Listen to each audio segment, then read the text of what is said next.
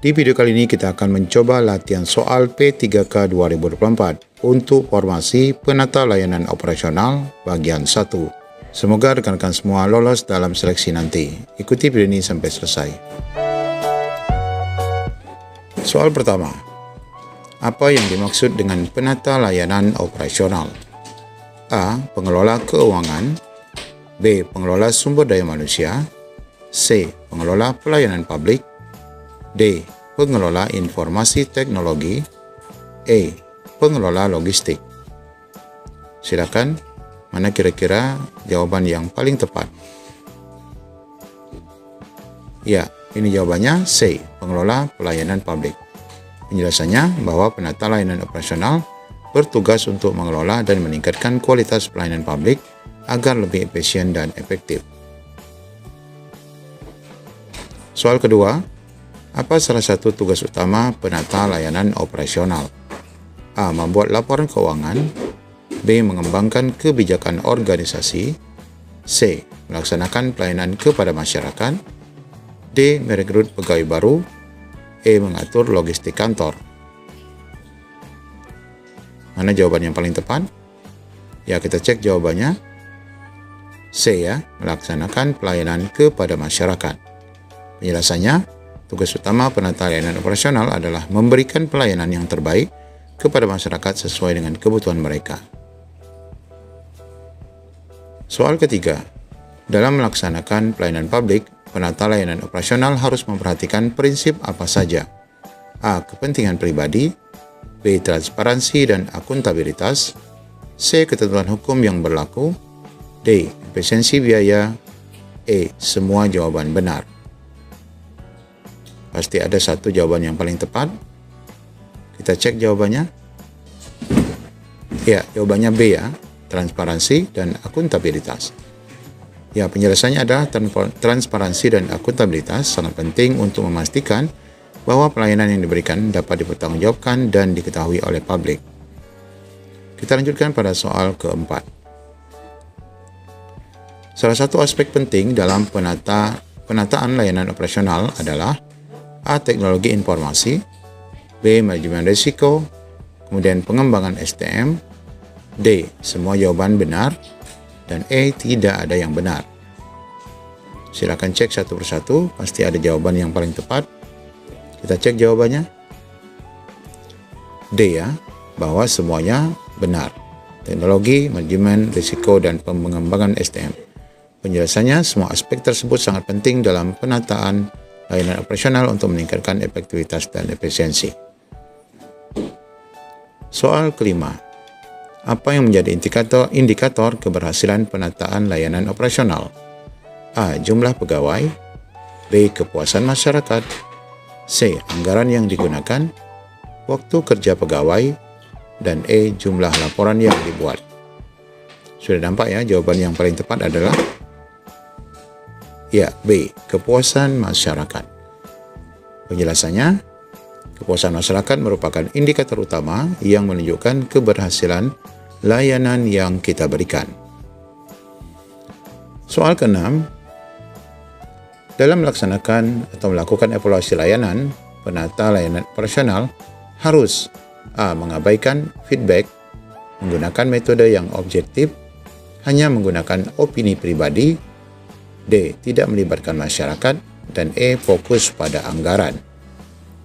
Mana Bapak Ibu yang paling tepat? Ya, kita cek jawabannya.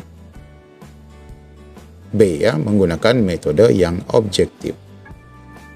Penjelasannya, evaluasi yang objektif akan memberikan gambaran yang lebih akurat tentang kualitas layanan yang pernah kita berikan. Sebenarnya yang A juga bagus. Kemudian yang ketujuh, salah satu tantangan dalam penata layanan operasional adalah A. Kepatuhan terhadap regulasi. B. Sumber daya yang terbatas. C. Kemudahan akses informasi. D. Tingginya tingkat partisipasi masyarakat. E. Semua jawaban salah. Kita cek jawaban yang paling tepat adalah ya, tentu saja B. Sumber daya yang terbatas. Penjelasannya, sumber daya yang terbatas sering menjadi kendala dalam peningkatan kualitas layanan operasional. Soal selanjutnya, dalam penyusunan kebijakan layanan publik, penata layanan operasional perlu A. Melibatkan semua pemangku kepentingan, B. Mengandalkan satu pihak saja, C. Mengabaikan aspirasi masyarakat, D. Menyusun secara sepihak, dan E. Tidak perlu menyusun kebijakan. Kita cek jawaban yang paling tepat. Ya, jawaban yang paling tepat adalah melibatkan semua pemangku kepentingan. Jelas penjelasannya, melibatkan pemangku kepentingan dalam memastikan bahwa kebijakan yang dihasilkan sesuai dengan kebutuhan masyarakat itu sendiri. Selanjutnya, salah satu metode untuk meningkatkan kualitas layanan adalah A. Pengurangan anggaran, B. Pelatihan dan pengembangan pegawai, C. Mengabaikan feedback masyarakat, D. Memperbanyak dokumen administrasi, E. Mempercepat proses birokrasi tanpa kajian. Sudah jelas jawabannya adalah ya, yang B. Pelatihan dan pengembangan pegawai. Penjelasannya, pelatihan yang baik akan meningkatkan kemampuan pegawai dalam memberikan layanan yang lebih baik.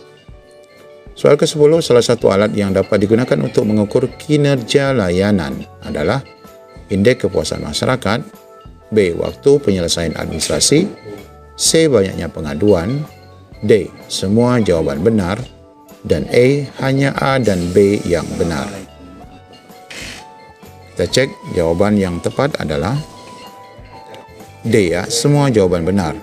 Semua alat tersebut dapat digunakan untuk mengukur dan mengevaluasi kinerja layanan secara keseluruhan. 5 soal terakhir. 11. Untuk meningkatkan pelayanan kepada masyarakat, penata layanan operasional perlu melakukan A. Meningkatkan komunikasi dengan masyarakat, B. Mengurangi biaya operasional, C. Mengabaikan kritik, D. Mengurangi jam kerja pegawai, dan E. Fokus pada tugas administratif. Jawaban yang paling tepat A, ya, meningkatkan komunikasi dengan masyarakat.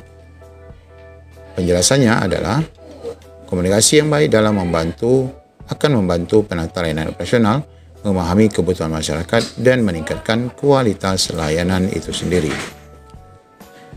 Soal ke-12, salah satu cara untuk meningkatkan efisiensi layanan operasional adalah dengan mengurangi jumlah pegawai, mengimplementasikan teknologi, C. Meningkatkan birokrasi, D. Mengurangi transparansi, dan E. Mengabaikan inovasi. Ya, jawaban yang tepat adalah B, ya, mengimplementasikan teknologi yang ada agar terbantu dan efisien. Teknologi dapat meningkatkan efisiensi proses pelayanan dan mempermudah akses bagi masyarakat. Soal ke-13, dalam mengelola layanan publik, penata layanan operasional harus A. Mengikuti peraturan yang ada, menciptakan kebijakan yang fleksibel, C. Tidak memperdulikan perubahan kebutuhan, D. Memprioritaskan kepentingan individu, E. Semua jawaban benar. Silakan Bapak Ibu, mana kira-kira jawaban yang paling tepat? Jawaban yang paling tepat adalah B, ya, menciptakan kebijakan yang fleksibel. Penjelasannya, kebijakan yang fleksibel memungkinkan penata layanan operasional untuk menyesuaikan layanan sesuai dengan kebutuhan masyarakat yang dinamis. Selanjutnya soal ke-14, apa yang menjadi fokus utama dalam pengembangan pelayanan publik? A. Keuntungan finansial, B. Kualitas layanan, C. Pengurangan biaya, D. Promosi organisasi, dan E. Pengabaian terhadap masukan masyarakat. Silakan jawaban yang paling tepat yang menjadi fokus utama pengembangan pelayanan publik. Jawabannya adalah B. Kualitas layanan itu sendiri. Penjelasannya, fokus utama pengembangan pelayanan publik tentu meningkatkan kualitas layanan untuk memenuhi harapan masyarakat. Soal terakhir untuk sesi pertama ini, apa pentingnya umpan balik dari masyarakat dalam layanan operasional? A. Untuk mengetahui kekurangan layanan, B. Untuk membenarkan kebijakan yang sudah ada, untuk mengabaikan kritik, untuk mendapatkan promosi, dan E. Tidak ada yang penting. Ya, sudah jelas Bapak Ibu, mana kira-kira umpan balik yang paling penting. Ya, A ya, untuk mengetahui kekurangan terhadap layanan yang kita berikan. Umpan balik dari masyarakat sangat penting untuk mengidentifikasi kekurangan dalam layanan dan melakukan perbaikan yang diperlukan di masa mendatang. Kita akan lanjutkan pada bagian soal berikutnya di sesi video lain. Sampai jumpa.